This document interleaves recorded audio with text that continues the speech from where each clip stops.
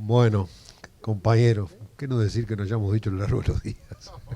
Es lindo desafío.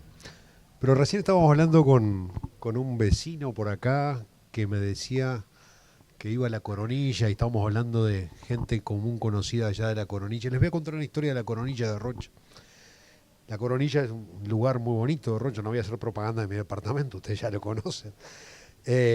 Un hermoso balneario arruinado por una obra del hombre que este gobierno nacional asumió como propia la solución, está poniendo 11 millones de dólares en una obra que va a evitar que sigamos tirando agua al mar y se va a derivar a la laguna Merín.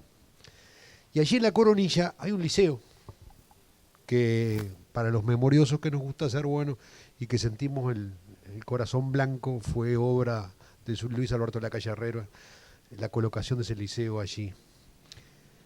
En ese liceo, hace unos años atrás, empezó un proceso que hubieron, capaz que te puedes acordar, Gustavo, yo no me acuerdo si fueron 40 liceos en todo el Uruguay, de un plan que se llamaba Promejora, que fue generado por el representante del Partido Nacional en el Codicen, que en aquella época teníamos, que era Daniel Corvo.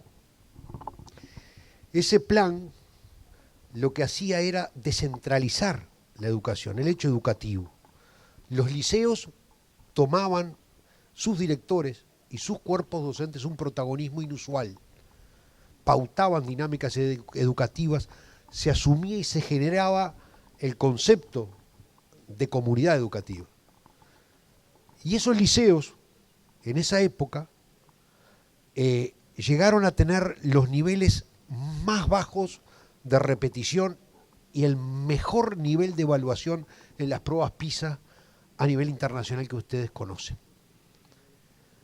¿Y qué pasó con esos liceos? El sindicato de secundaria presionó, hizo huelga, hizo paro para que esos liceos dejaran de existir. Y como el Frente Amplio responde a los sindicatos, terminaron dejando sin efecto ese sistema educativo.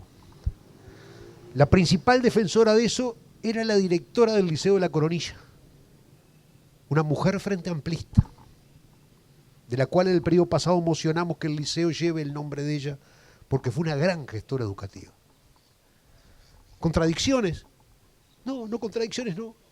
Era la importancia de la educación asumida en clave no política, sino en beneficio de los educandos, que en definitiva de eso se trata. El campo de la educación no es un lugar de batalla política ni ideológica, ni de dominio para generar conciencia o bajar línea política como nos ha creído toda la vida que debe de ser la izquierda. Y en ese rol han jugado punta los sindicatos.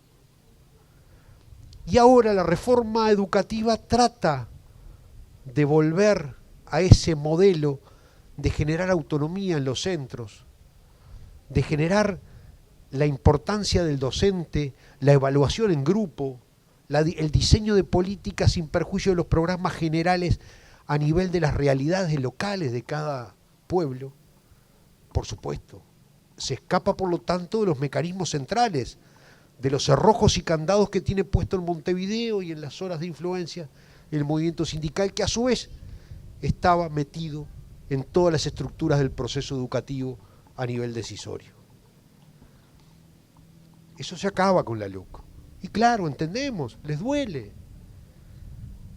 Pero es para la gente, es para los educandos. No podemos seguir con una educación que fue orgullo del Uruguay en una época, y hoy día estamos en niveles de repetición de que 6 de cada 10 jóvenes no terminan el liceo.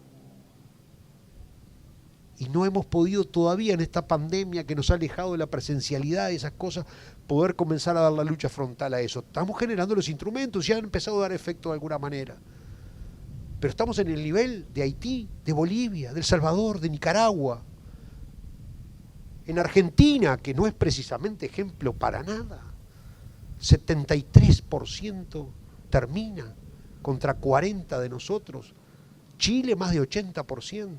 La educación es un gran drama que tenemos que asumirlo, porque es la calidad del futuro de nuestros hijos, si no de nosotros, de nuestros hijos. Yo soy hijo de la educación pública. Mi viejo era un bolichero y mi madre una ama de casa. La educación es central en la vida de los individuos. Pero la educación, para ser gobernada, tiene que ser gobernada por los que la gente elige que la gobiernen.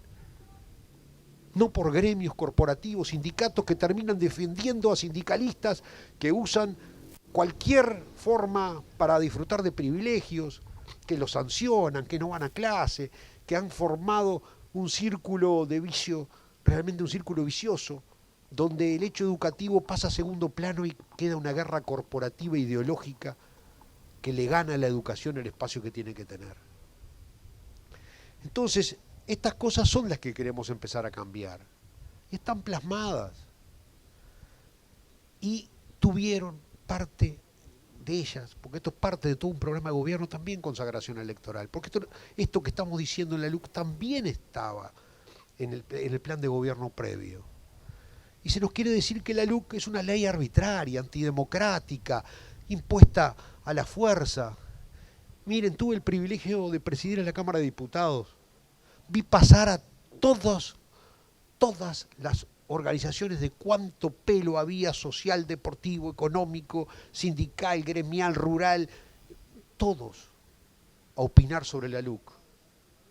La LUC nació y se conoció en público antes que el presidente asumiera, antes que las cámaras asumieran, un par de días antes. Después la modificamos en la interna de la coalición. Después llegó la Cámara de Diputados, la modificamos de vuelta con el aporte del Frente Amplio incluso. Pasa a senadores de vuelta, nuevas modificaciones. Lo que terminó saliendo fue una LUC 4.0, para decirlo así. Modificada y trabajada con todos los partidos políticos del espectro nacional. Todos. Todos es todos, hasta los que se oponen hoy, que votaron el 52% de los artículos de la LUC, de esa ley espantosa y horrible, y que para encontrar formas de oposición, en realidad tuvieron que estar 5 meses discutiendo qué artículos iban a impugnar. No es serio, no es serio.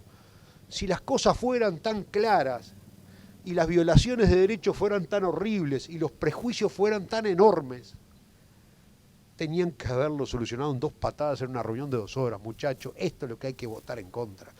5 meses que quisieron pedir, ¿se acuerdan que había un año para juntar las firmas? Y se decían que por la pandemia no habían podido juntarlas y querían pedir más plazos. No, no era por la pandemia, era porque simplemente habían estado 5 meses discutiendo. Y el Frente Amplio no quería. Lo llevó puesto el movimiento sindical.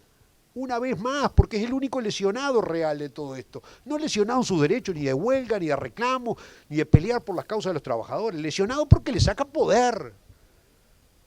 Y la devuelve al lugar original que tiene que tener una sociedad. ¿Ah? Terminaron en la mesa del Frente Amplio votando, resolviendo por mayorías qué artículos se impugnaban o no.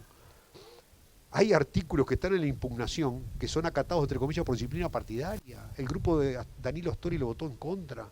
El grupo de Michelini lo votó en contra. La vertiente artiguista de Mariano Arana lo votó en contra, algunos artículos.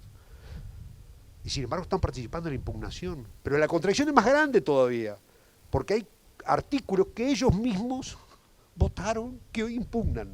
Yo le pido que le digan a alguno, porque yo no he logrado que me lo explique.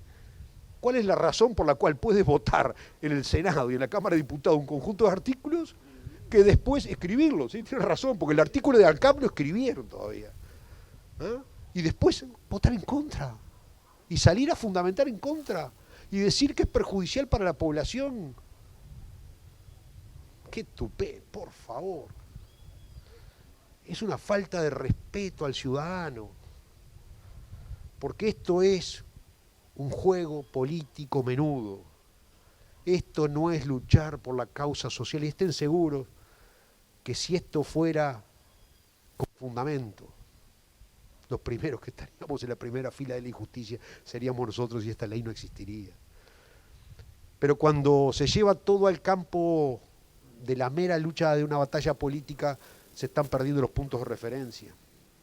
Quizá el mejor propagandista del no sea el jefe de campaña del sí, que dijo que no había que hacer un referéndum, Valenti. Está escrito en su Twitter. Hablaba de la educación hoy. Valenti era el primero que dijo, no lo dijo Alejo Umpierre ni ninguno de nosotros. Valenti dijo que lo más conservador que había dentro del mundo de la educación eran los sindicatos como la FENAPES, la Federación Nacional de Profesores. No lo decimos nosotros. Ahora, cuando nosotros actuamos, ellos dicen que actuamos mal.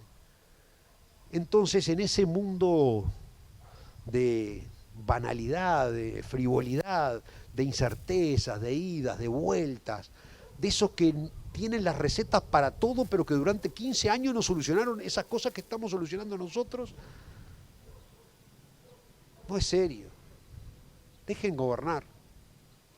Permitan al gobierno electo por el pueblo, que se puso el país al hombro en los momentos más jodidos en el último siglo, permítanle trabajar. El país ha tenido un presidente serio, ha tenido un gobierno coherente, manejó la pandemia como nadie, uno de los mejores manejos de pandemia a nivel mundial, pero además manejando aquello de las perillas económicas que tanto insistía el presidente y que tenía razón. No podíamos encerrarnos todo como nos proponía la izquierda, enclaustramiento obligatorio, contra lo que llegaron a cacerolear, sino que había que mantener la canilla abierta para permitir que el país hoy haya recuperado 50.000 pobres, haya generado 42.000 puestos de trabajo, haya bajado la pobreza infantil como no se bajó nunca hasta esta fecha de que se empezó a medir en el 2006. Y esos no son números, es gente detrás de los números. Y ni que hablar con la seguridad que ahora les va a referir el amigo Luis Alberto Heber, a quien le voy a ceder la palabra porque va a estar mucho mejor que yo. Muchas gracias.